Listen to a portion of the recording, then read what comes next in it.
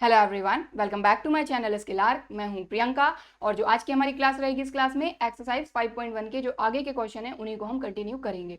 ठीक है, तो पूरा सॉल्व करेंगे, एक एक चीज हम डिस्कस करेंगे इन सारे क्वेश्चंस की। ठीक है, तो पिछले वीडियो की जो लिंक है वो आपको ऊपर मिल जाएगी। बाकी डिस्क्रिप्शन बॉक्स में जैसे जैसे हमारे चैप्टर कंप्लीट होते जा रहे हैं सभी की प्लेलिस्ट की लिंक मैं मेंशन करते जा रही हूँ, तो डिस्क्रिप्शन बॉक्स से आसानी के साथ आप कोई भी चैप्टर देख सकते हैं। तो आज की क्लास स्टार्ट करते हैं। सबसे पहले हमने लिया है क्वेश्चन नंबर 11। तो क्वेश्चन नंबर 11 में भी हमको डिस्कस करना है पॉइंट ऑफ डिसकंटिन्यूटी, यानी किस पॉइंट पर हमारा जो फंक्शन है वो डिसकंटिन्यू है, वो पॉइंट हमको बताना है।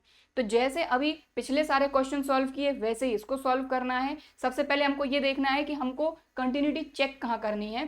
तो सीधी सी बात है, हमको ये फंक्शन दिया है, मतलब यहाँ पर सारे के सारे जो रियल नंबर है उनके लिए हमको कंटिन्यूटी चेक करनी है। और क्या क्या दिया है, कहाँ से कहाँ तक हमको फंक्शन की वैल्यू दी है, उस पर भी बहुत सारी चीजें डिपेंड करेंगी। तो यहाँ पर अगर आप देखें x is less than and equal to 2 के लिए हमारा फंक्शन है ये, और x इज ग्रेटर देन 2 के लिए हमारा फंक्शन है ये।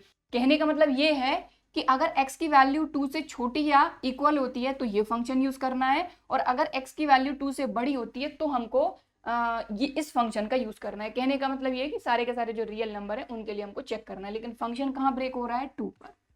ठीक है, तो यहाँ पर हमारे कितने केस बनेंगे, 3 केस बनेंगे। एक बनेगा एक्स इज लेस देन के लिए, और यहीं से एक बन जाएगा एक्स इज इक्वल टू 2। ठीक है, और यहाँ से बन जाएगा एक्स इज ग्रेटर देन 2। तो चलिए करते हैं। तो case 1, for all x is less than 2। तो एक्स इज लेस देन 2 मतलब 2 से सारी की सारी जो छोटी वैल्यू हैं उन सभी के लिए हमको चेक करना है। तो एक्स इज लेस देन 2 के लिए हमारा फंक्शन क्या होगा, सबसे पहले तो आप ये देखो। तो एक्स इज लेस देन 2 के लिए हमारा फंक्शन है एक्स क्यूब माइनस 3।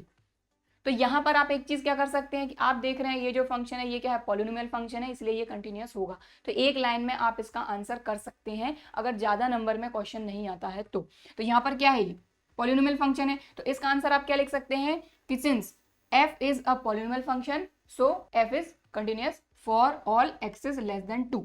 लेकिन अगर आपको सॉल्व ही करना है तो कैसे करेंगे वो मैं आपको बता देती हूँ। बाकी मैंने आपको एक ऑप्शन बता दिया कि इतना आप आंसर करेंगे तब भी आपका आंसर गलत नहीं होगा।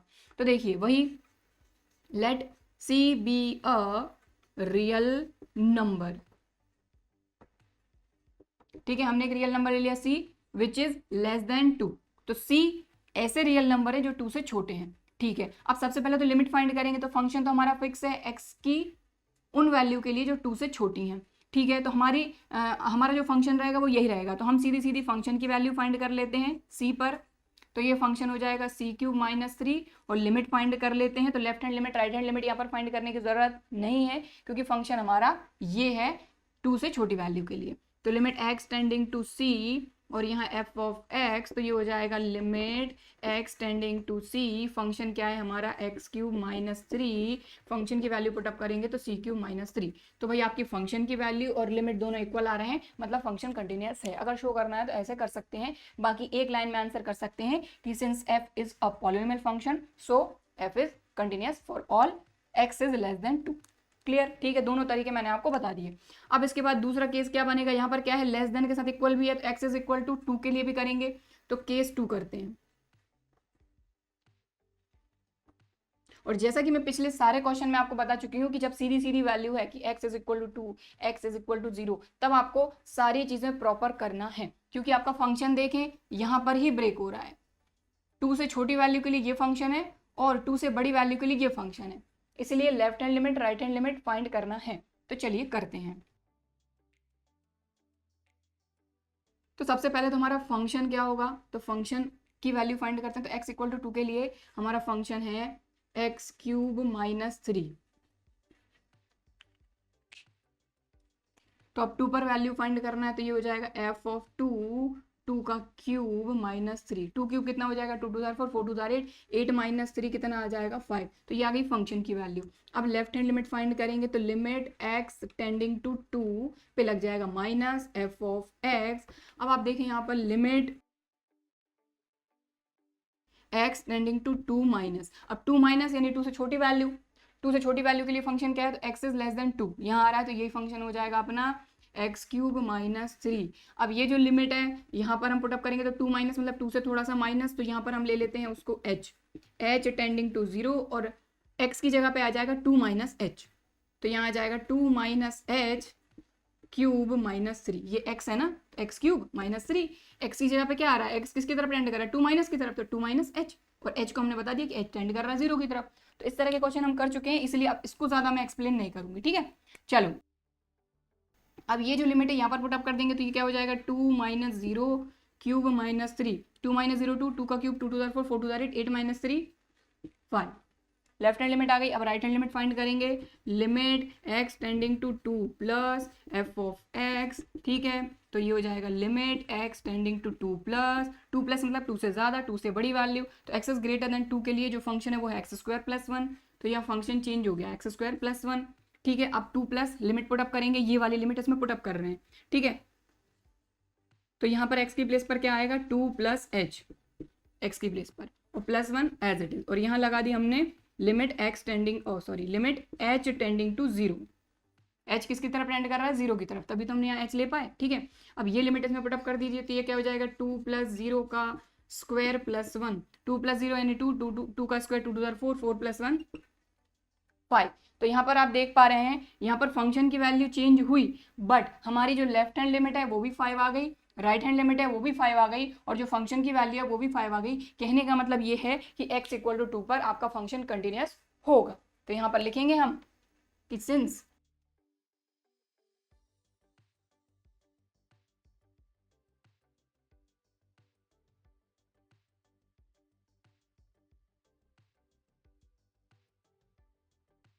तो since left hand limit equal to right hand limit equal to function की वैल्यू, ये तीनों इक्वल हैं, इसलिए f is continuous at x equal to 2।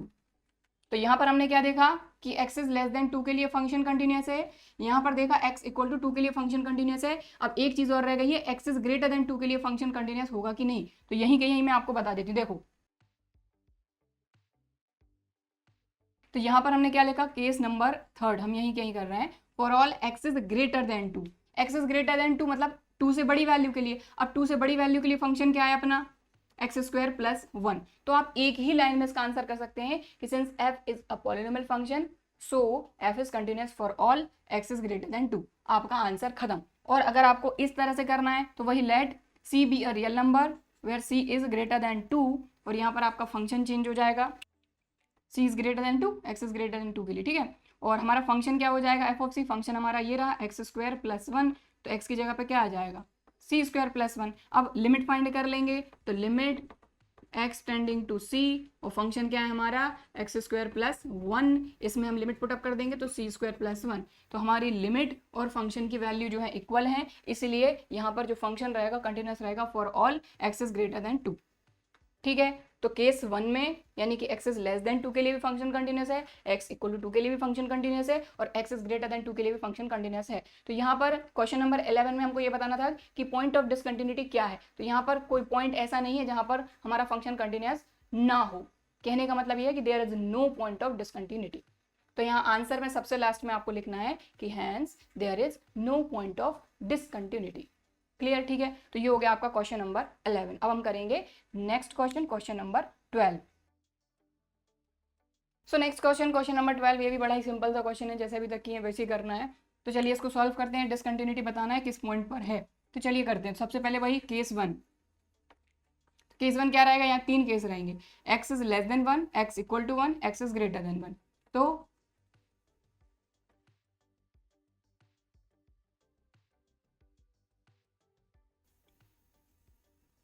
For all x is less than 1 से सारी छोटी वैल्यू के लिए हम फंक्शन की कंटिन्यूटी चेक करेंगे।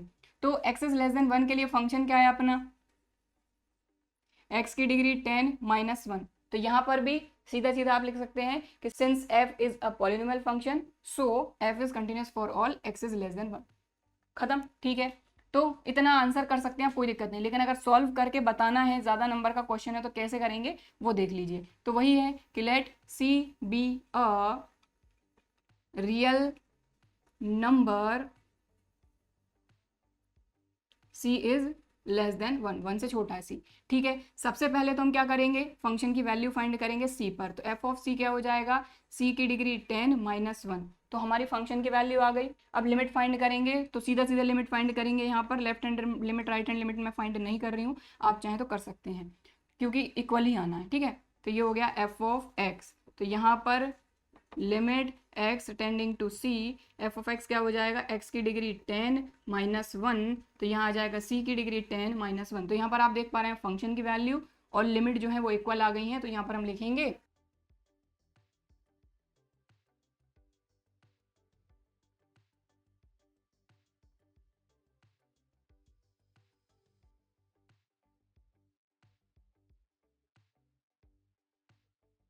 ठीक है, since limit equal to function की value hence f is continuous for all x is less than 1। ठीक, चलिए सेकंड केस करते हैं। यहाँ पर केस सेकंड में क्या आ जाएगा, x इक्वल टू 1। तो जहां इक्वल आ गया है वहां पूरा प्रॉपर सॉल्व करना है आपको। ठीक है, तो सबसे पहले फंक्शन की वैल्यू फाइंड करेंगे। तो x इक्वल टू 1 के लिए फंक्शन क्या है अपना, x की डिग्री 10 माइनस 1। ठीक है, तो यहाँ पर फंक्शन की वैल्यू क्या हो जाएगी 1 पर। तो f ऑफ 1 इक्वल टू 1 की डिग्री 10 माइनस 1, तो 1 माइनस 1 क्या आ गया, 0। फंक्शन की वैल्यू आ गई। अब left hand limit right hand limit find करेंगे। तो लिमिट x टेंडिंग टू, किसके लिए फाइंड कर रहे हैं, 1 के लिए। अब लेफ्ट हैंड लिमिट है तो माइनस लग जाएगा, यहाँ क्या आ जाएगा, f of x equal to limit x tending to 1 minus 1 minus मतलब 1 से छोटा, तो x इज लेस देन 1 इसमें आ रहा है, मतलब फंक्शन यही रहेगा अपना, x की डिग्री 10 माइनस 1। अब ये लिमिट इसमें पुटअप करेंगे तो ये क्या हो जाएगा, x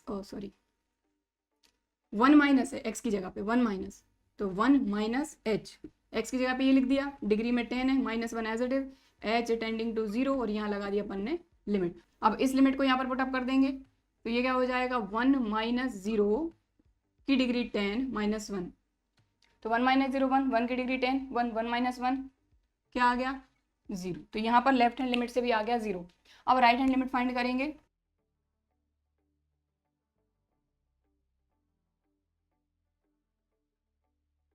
तो राइट हैंड लिमिट 1 प्लस, ठीक है। अब 1 प्लस का मतलब क्या है, 1 से ज्यादा, 1 से बड़ी वैल्यू। तो 1 से बड़ी वैल्यू के लिए फंक्शन की वैल्यू क्या होगी, तो x इज ग्रेटर देन 1 के लिए फंक्शन है अपना एक्स स्क्वायर। तो यहाँ पर अपन ने लिखा limit x tending to 1 plus function है अपना एक्स स्क्वायर। इस लिमिट को यहाँ पर पुटअप करेंगे 1 प्लस को x की जगह पे, x tending to 1 plus, x की जगह पे 1 प्लस, तो यहाँ पर हमने पुटअप करा 1 प्लस h, और यहाँ अपन ने लगा दी लिमिट h टेंडिंग टू 0, क्योंकि x की लिमिट यहाँ पुटअप हो चुकी 1 प्लस के फॉर्म में, 1 प्लस, और h आया है तो h टेंडिंग टू 0। अब इस लिमिट को यहाँ पर पुटअप कर देंगे तो ये क्या हो जाएगा, 1 प्लस 0, 1 प्लस 0 मतलब कि 1।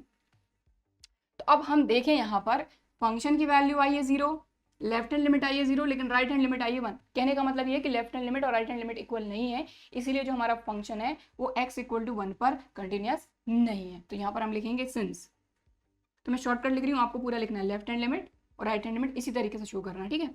तो since left hand limit is not equal to right hand limit, so f is not continuous at x equal to 1, तो x इक्वल टू 1 पे कंटिन्यूस नहीं है। केस सेकंड हो गया। अब case third x is greater than 1 के लिए करेंगे। For all x is greater than 1। अब x इज ग्रेटर देन 1 मतलब कि 1 से बड़ी वैल्यू के लिए फंक्शन हमारा क्या है, एक्स स्क्वायर। तो यहाँ पर हमारा f ऑफ x हो गया एक्स स्क्वायर। तो अब यहाँ पर आप सीधा सीधा आंसर कर सकते हैं कि जो हमारा फंक्शन है वो पॉलिनोमियल फंक्शन है, सो f is continuous, that's it. इतना भी चलेगा, कोई दिक्कत नहीं है, ठीक है, क्योंकि हम शो कर चुके हैं कि जो पॉलिनोमियल फंक्शन होता है वो कंटिन्यूअस होता है फॉर ऑल रियल नंबर। तो यहाँ ऐसा भी कर सकते हैं, और अगर इसको बिल्कुल सॉल्व करना ही है प्रॉपर तो कैसे कर सकते हैं, सबसे पहले तो वही let c be a real number and c is greater than 1, ठीक है। x इज ग्रेटर देन 1 के लिए करा तो c क्या रहेगा, 1 से बड़ी वैल्यू रहेगी।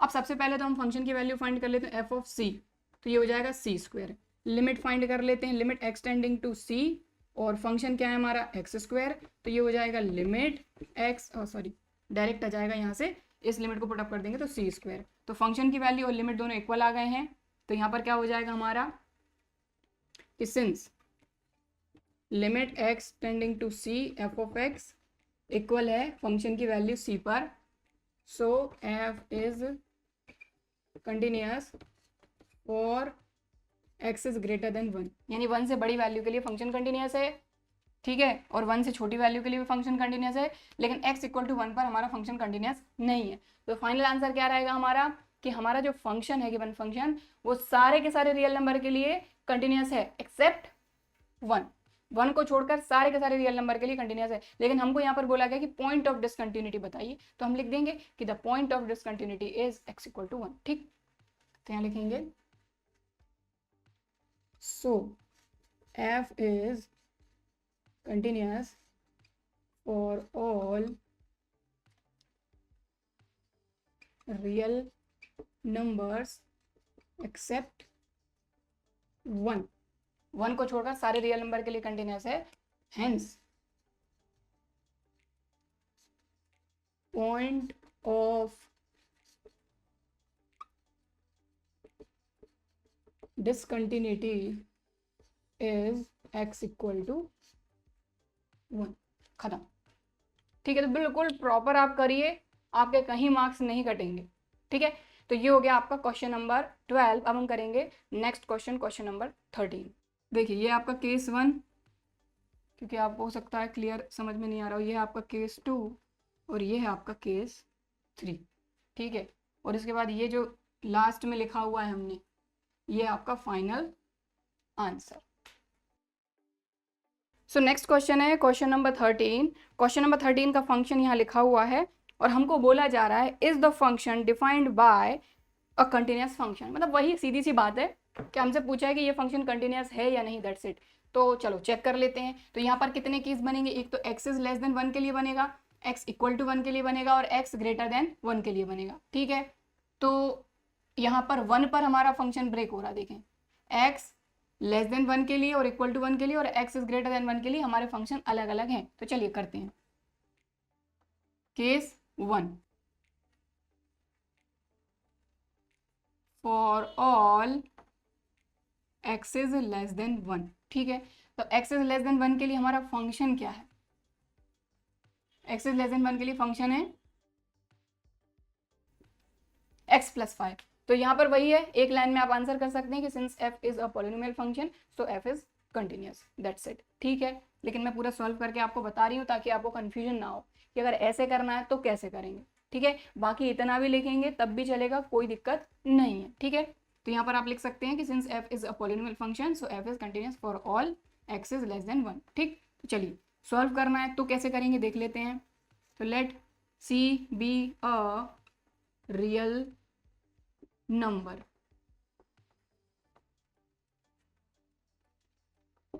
ठीक है, and c is less than 1 से छोटी वैल्यू के लिए, ठीक है। तो सबसे पहले तो हम फंक्शन की वैल्यू फाइंड करेंगे f ऑफ c, तो c प्लस 5 और लिमिट फाइंड करेंगे x tending to c। Left hand limit right hand limit आप फाइंड कर सकते हैं, फंक्शन यही है आपका x प्लस 5, तो लेफ्ट हैंड लिमिट भी c प्लस 5 आ जाएगी, राइट हैंड लिमिट भी c प्लस 5 आ ही जाएगी। तो मैं डायरेक्ट लिमिट फाइंड कर रही हूँ x प्लस 5, तो इस लिमिट को यहाँ पर पुटअप कर देंगे तो ये हो जाएगा c प्लस 5। तो यहाँ पर आप देख पा रहे हैं फंक्शन की वैल्यू और जो लिमिट है वो इक्वल आ गई है। तो यहाँ लिखेंगे कि since limit x tending to c f of x is equal to f of c, hence f is continuous for all x is less than 1, ठीक। केस 1 हो गया। अब करते हैं केस 2।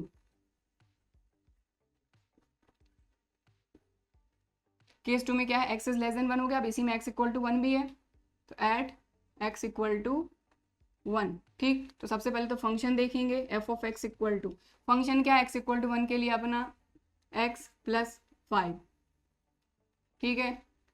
तो f ऑफ 1 फाइंड करते हैं, तो 1 प्लस 5 ये हो जाएगा अपना 6। तो फंक्शन की वैल्यू आ गई। अब लेफ्ट हैंड लिमिट फाइंड करेंगे, तो लिमिट x टेंडिंग टू 1 पे फाइंड कर रहे हैं तो 1 माइनस f ऑफ x, तो limit x tending to 1 minus मतलब 1 से छोटा, तो x इज लेस देन 1 इसी में आ रहा है, तो यहाँ आ जाएगा अपना फंक्शन x प्लस 5। अब इस लिमिट को इसमें पुटअप करेंगे तो 1 माइनस x की जगह पे 1 माइनस, तो यहाँ पर हमने पुटअप करा x की जगह पे 1 माइनस h प्लस 5, और यहाँ h टेंडिंग टू 0 लगा देते हैं अपन लिमिट। तो x की लिमिट तो लग चुकी, x की जगह पे क्या आ गया 1 माइनस h। अब इस h को अपन ने बता दिया, अब इस लिमिट को यहाँ पर पुट अप कर देंगे h की जगह पे 0, तो 1 माइनस 0 1, 1 प्लस 5 आ जाएगा 6, तो ये हो जाएगा 1 माइनस 0 प्लस 5, तो 1 माइनस 0 1, 1 प्लस 5 6, तो ये आ गई लेफ्ट हैंड लिमिट। अब राइट हैंड लिमिट फाइंड करते हैं, तो limit x tending to 1 plus f of x equal to limit x tending to 1 plus मतलब 1 से ज़्यादा, तो x इज ग्रेटर देन 1 के लिए फंक्शन x माइनस 5, तो यहाँ पर फंक्शन पुटअप कर दिया x माइनस 5। अब यहाँ पर देखो इस लिमिट को यहाँ पर पुटअप करेंगे 1 प्लस को h के फॉर्म में करेंगे, ठीक है। तो यहाँ पर अपन लिमिट लगा देते हैं कि limit h tending to 0, x की जगह पे आ जाएगा 1 प्लस, तो यहाँ आ गया 1 प्लस h माइनस 5। ध्यान दें फंक्शन क्या है हमारा, x की जगह पे 1 plus h minus 5 as it is. अब इस लिमिट को इसमें पुटअप कर देंगे, तो ये क्या हो जाएगा अपना 1 प्लस 0 और यहाँ आ जाएगा माइनस 5। ध्यान दें, ठीक है। तो 1 प्लस 0 1, अब माइनस 5 में से 1 माइनस होगा तो यहाँ बचेगा माइनस का 4, माइनस 4। क्लियर। तो यहाँ पर आप क्लियरली देखें हमारा फंक्शन की वैल्यू 6 है, लेफ्ट हैंड लिमिट 6 है, लेकिन जो राइट हैंड लिमिट है वो आ रही है -4। कहने का मतलब ये है कि left hand limit is not equal to right hand limit, ठीक है। थोड़ा सा सही से लिख देती हूँ इसको,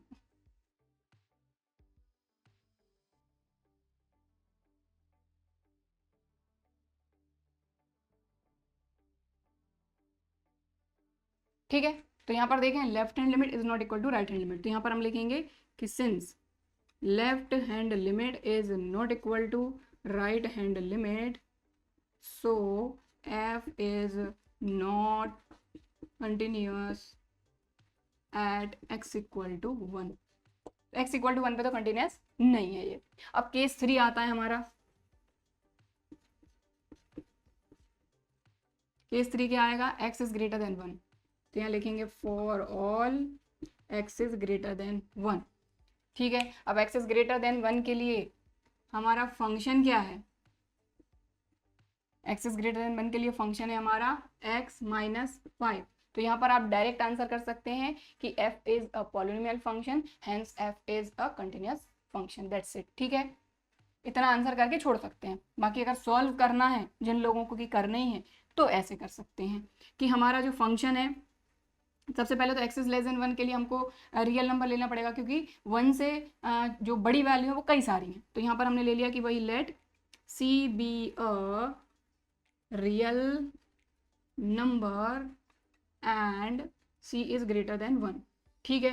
तो यहाँ पर फंक्शन की value f of c minus 5, ठीक है। अब यहीं के यहीं अपन लिमिट फाइंड कर लेते हैं, तो limit x tending to c f of x, तो ये हो जाएगा limit x tending to c, function है अपना x माइनस 5, तो लिमिट आ गई c माइनस 5। तो यहाँ पर देखें आपकी फंक्शन की वैल्यू और लिमिट दोनों इक्वल आ रहे हैं। आप चाहें तो left hand limit right hand limit find कर सकते हैं, क्योंकि फंक्शन आपका लेफ्ट हैंड लिमिट में भी x माइनस 5 रहेगा और राइट हैंड लिमिट में भी x माइनस 5 रहेगा, तो इक्वल आना ही आना, ठीक है।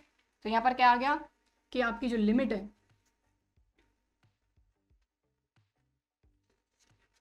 since limit x tending to c f of x equal to function की value, so f is continuous for all x is greater than 1, ठीक है।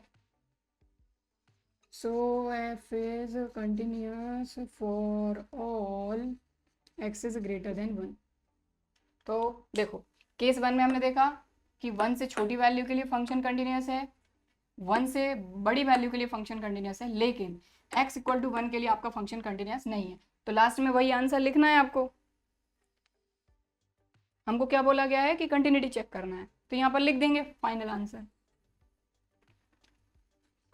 Hence f is not continuous function at x equal to 1।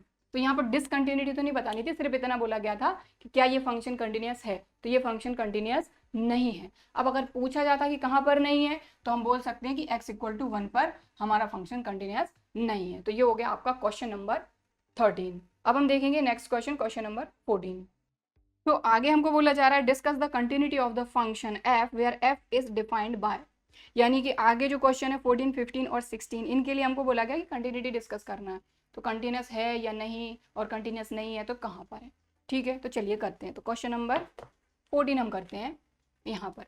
तो अब सबसे पहले तो वही बात है कि भाई कितने केस बनेंगे, ये इंपॉर्टेंट है, कहाँ कहाँ हमको चेक करना है कंटिन्यूटी। ठीक है, तो यहाँ पर देखिए 0 और 1 के बीच में, अब यहाँ पर कहीं पर भी ऐसा नहीं है कि भाई x जो है वो ग्रेटर देन 0 या x इज लेस देन 0, यहाँ पर नहीं है। हमारा यहाँ पर क्लोज्ड हो गया इंटरवल, देखो जरा ये क्लोज हो गया है, मतलब 0 और 1 के बीच में, यानी कि 0 is less than and equal to, यहाँ तो इक्वल रहने दो, ठीक है, x इज लेस देन 1। अब यहाँ पर हम लेस देन अकेला क्यों ले रहे हैं, क्योंकि ऑलरेडी यहाँ पर देखो 1 पर हमारी यहाँ पर भी कुछ वैल्यूज है और यहाँ पर भी, यानी कि 1 से लेस में हम ये ले लेते हैं, और x इक्वल टू 1 के लिए तो हमको चेक करना ही होगा, इसको हम ब्रेक कर लेंगे दो पार्ट में। ठीक है, समझ में आ गई बात। 0 is less than and equal to x is less than 1, ये हो गया हमारा केस 1। और यहाँ का जो इक्वल था ना वो हमने यहाँ पर ले लिया, x इक्वल टू 1 के लिए चेक करेंगे, ये हो जाएगा अपना केस 2। ठीक है, तो यहाँ से हमारे दो केस बन गए। अब यहाँ पर देखें, यहाँ तो कोई इक्वल वगैरह कुछ भी नहीं है, सीधा सीधा है 1 is less than x is less than 3, यानी 1 और 3 के बीच में अगर x होता है तो ये अपना अलग अपने आप में एक केस बन जाएगा, 1 is less than x is less than 3, तो ये हो जाएगा आपका थर्ड केस। अब इसके बाद देखें, यहाँ से देखें आप, अब यहाँ पर खत्म हो रहा है सब कुछ, लेकिन यहाँ पर दो वैल्यू आ रही, क्योंकि यहाँ 3 है और यहाँ पर भी 3 है, जैसे यहाँ पर 1 और यहाँ 1 था उसी तरीके से, इसीलिए हमने x इक्वल टू 1 लिया। अब यहाँ पर 3 और यहाँ पर 3 है तो x इक्वल टू 3 ले लो, अपन अलग कर लो। ठीक है, अब क्योंकि इक्वल अपन ऑलरेडी ले चुके हैं, इसलिए अब जो अगला केस रहेगा 3 is less than x is less than and equal to 10, हम यहाँ पर इक्वल नहीं लेंगे, क्योंकि ये वाला इक्वल हम यहाँ ले चुके हैं। यहाँ वाला इक्वल हमने क्या ले लिया, अलग ले लिया, x equal to 1, x equal to 1 वाला। यहाँ पर x इक्वल टू 3 पहले ले लिया, यहाँ के इक्वल का हटा के। तो कितने केस बन गए टोटल, 3, 4 और 5। अब आप सोचेंगे कि हमने x इक्वल टू 10 क्यों नहीं लिया, या फिर 0 इज इक्वल टू x क्यों नहीं लिया, क्योंकि यहाँ पर खत्म हो गया ये, इसके इस तरफ का हमसे कुछ भी नहीं पूछा जा रहा और इसके इस तरफ का हमसे कुछ भी नहीं पूछा जा रहा, इसलिए हम चेक भी नहीं करेंगे। ठीक है, हम बीच के बीच का चेक करेंगे। अभी तक क्या होता था कि x is greater than and equal to 1 या x इज लेस देन 1, तो सीधा सीधा था कि 1 के इस तरफ का भी सब चेक करना है, इस तरफ का भी सब चेक करना है। यहाँ पर नहीं है ऐसा, यहाँ पर क्या है, 0 और 10 के बीच की पूरी बात हो रही है। 0 और 1 तक x की वैल्यू अगर होती है तो फंक्शन 3 है, 1 और 3 के बीच में अगर फंक्शन 1 और 3 के बीच में अगर हमारी x की वैल्यू होती है तो फंक्शन हमारा 4 है, और 3 और 10 के बीच में अगर हमारी वैल्यूज होती हैं तो हमारा फंक्शन क्या है, 5 है। क्लियर, तो ये टोटल आपके 5 केस बनेंगे। 0 is less than and equal to x is less than 1, x equal to 1, 1 is less than x is less than 3, x equal to 3, 3 is less than x is less than and equal to 3। ये 5 case पे हमको check करना है। तो अब इसको मैं आपको शॉर्टकट में बताऊंगी, पूरा सॉल्व नहीं कराऊंगी, क्योंकि पूरे क्वेश्चन आप सॉल्व कर चुके हैं, लेकिन सॉल्व ऐसा कराऊंगी कि हाँ आपको समझ में भी आ जाएगा और आप अपने पास नोट भी कर सकते हैं। ठीक, तो देखो ध्यान से।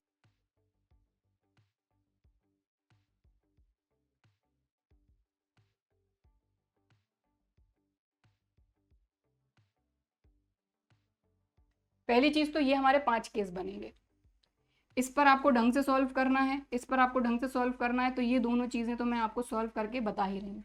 अब केस 1 की बात करें तो मैं शॉर्टकट में आपको बता रही हूँ कि केस 1 में अगर हम देखें तो 0 और 1 के बीच में अगर x की वैल्यू आती है तो हमारा फंक्शन क्या है, 3 है। तो आप क्लियरली देख पा रहे हैं कि ये जो फंक्शन है ये है कॉन्स्टेंट फंक्शन। क्या है ये, कांस्टेंट फंक्शन। और एग्जाम्पल नंबर 5 जब मैंने आपको कराया था तो एग्जाम्पल नंबर 5 में हमने ये शो करा था कि कोई भी कांस्टेंट फंक्शन जो है वो कंटिन्यूअस होता है फॉर ऑल रियल नंबर। तो यहाँ पर आपको सिर्फ इतना ही लिखना है, केस 1 में 0 is less than x is less than 1, f of x equal to 3 आ गया, तो यहाँ पर आपको लिखना है कि f is a constant function, so f is continuous function, that's it. ठीक है, तो केस 1 हमारा खत्म, ये आप खुद करेंगे। अब केस 2 मैं कराऊंगी। केस 3 की बात करते हैं, चाहे तो लिखते चलिएगा, है ना। 1 is less than x is less than 3, यानी 1 और 3 के बीच में अगर हमारी x की वैल्यू होती है, 1 और 3 के बीच में अगर हमारी x की वैल्यू होती है तो हमारा फंक्शन क्या हो जाएगा, बताइए जरा, 4। तो अब यहाँ पर देखें ये भी क्या है आपका कांस्टेंट फंक्शन। ठीक है, हालांकि सभी जगह जो फंक्शन की वैल्यू दी है वो कांस्टेंट ही है, लेकिन अगर फंक्शन की वैल्यू चेंज होती है, ठीक है, जो कि 1 पर हो रही है और 3 पर हो रही है, और फंक्शन की वैल्यू चेंज होगी तो लेफ्ट हैंड लिमिट और राइट हैंड लिमिट भी इक्वल नहीं आएंगे, उस कंडीशन में फंक्शन कंटिन्यूअस नहीं होगा। तो वो हम सॉल्व करके देखेंगे। ठीक है, तो एफ एक्स इक्वल टू क्या आ गया 4, तो यहाँ पर क्या रहेगा भाई 4 है। अब यहाँ पे जब एक्स की वैल्यू आप कुछ भी रख लो ये तो 4 ही रहना है, तो ये भी क्या है आपका कांस्टेंट फंक्शन, इसलिए कंटिन्यूस होगा। अब आते हैं अपने फिफ्थ वाले सबसे लास्ट वाले पे कि 3 is less than x is less than and equal to यहाँ पर 10 के लिए जो फंक्शन है वो क्या है आपका 5। तो यहाँ पर भी वही सेम चीज, f is a constant function so F is continuous for all 3 is less than x is less than and equal to 10। ठीक है, तो ये 3 केस आप खुद करेंगे, मैंने आपको बोल के बता दिया आपको लिखना क्या है। अब मैं आपको बता रही हूँ x इक्वल टू 1 और x इक्वल टू 3 के लिए। ठीक, तो केस 2 था हमारा, है ना, case 2 for x equal to 1। x equal to 1 के लिए करना है तो सबसे पहले आप फंक्शन की वैल्यू देखिए, x इक्वल टू 1 के लिए फंक्शन क्या है, तो यहाँ पर 0 is less than and equal to x is less than and equal to 1, यानी कि x इक्वल टू 1 इसमें आ रहा है, यानी हमारा फंक्शन हो गया 3। ठीक है, अब हमारा फंक्शन 3 है, तो अगर यहाँ पर x की प्लेस पर आप 1 भी रख देते हैं तो f ऑफ 1 पर भी हमारा फंक्शन दे रहा है वैल्यू 3, मतलब ये क्या है कांस्टेंट फंक्शन है। ठीक है, तो फंक्शन की वैल्यू आ गई। अब हम लेफ्ट हैंड लिमिट फाइंड करते हैं, तो limit x tending to 1 minus 1 पे चेक करें तो 1 माइनस, ठीक है, f ऑफ x, तो limit x tending to 1 minus, 1 minus मतलब 1 से कम, x इज लेस देन 1 होना चाहिए, तो x is less than 1, function क्या रहेगा 3। ठीक है, तो अब ये कुछ भी रख दो, ये तो 3 रहना है, तो ये आ गई आपकी लेफ्ट हैंड लिमिट। अब आते हैं हम राइट हैंड लिमिट पे, तो limit x tending to 1 plus F of x equal to limit x tending to 1 plus, 1 plus मतलब 1 से बड़ा, x इज ग्रेटर देन 1, तो यहाँ पर देखें ये आ रहा है x इज ग्रेटर देन 1, मतलब फंक्शन क्या हो जाएगा हमारा 4। अब यहाँ पर कुछ भी रख लो, x की प्लेस पर आपको 4 ही मिलेगा, तो यहाँ से आप क्लियरली देखें left hand limit is not equal to right hand limit, इसलिए ये जो फंक्शन है कंटिन्यूस नहीं होगा एट x इक्वल टू 1। तो यहाँ पर हम लिखेंगे कि since limit x tending to 1 minus is not equal to, so since left hand limit is not equal to right hand limit, hence f is not continuous at x equal to 1।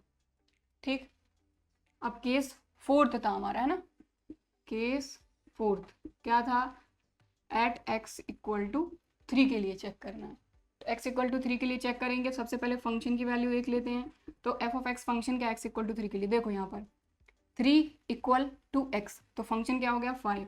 अब यहाँ पर अगर function में x की place पर आप 3 भी रख देते हैं तब भी आपका फंक्शन 5 ही रहेगा, तो फंक्शन की वैल्यू आ गई।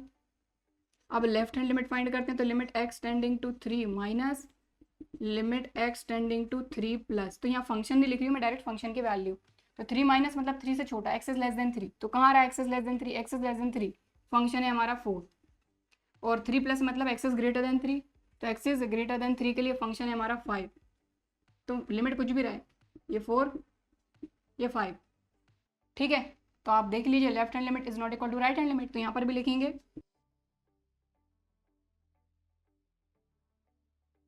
तो since left hand limit is not equal to right hand limit,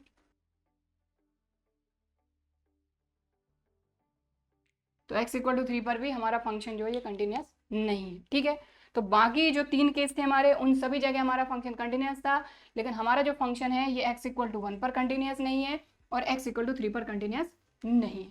clear, ठीक है, समझ में आ गई बात। तो ये हो गया आपका क्वेश्चन नंबर 14। आज की क्लास में बस इतना ही करेंगे। आई होप आज की क्लास में मैंने जो सारे क्वेश्चन आपको समझाए हैं वो आपको अच्छी तरीके से समझ में आए होंगे, वीडियो भी पसंद आया होगा। वीडियो पसंद आया है तो लाइक ज़रूर करिए, और अगर अभी तक चैनल को सब्सक्राइब नहीं किया है तो इसी तरह के और वीडियोस के लिए चैनल को सब्सक्राइब ज़रूर करिए। चलिए फिर मिलते हैं अगले वीडियो में, तब तक के लिए बाय एंड थैंक यू।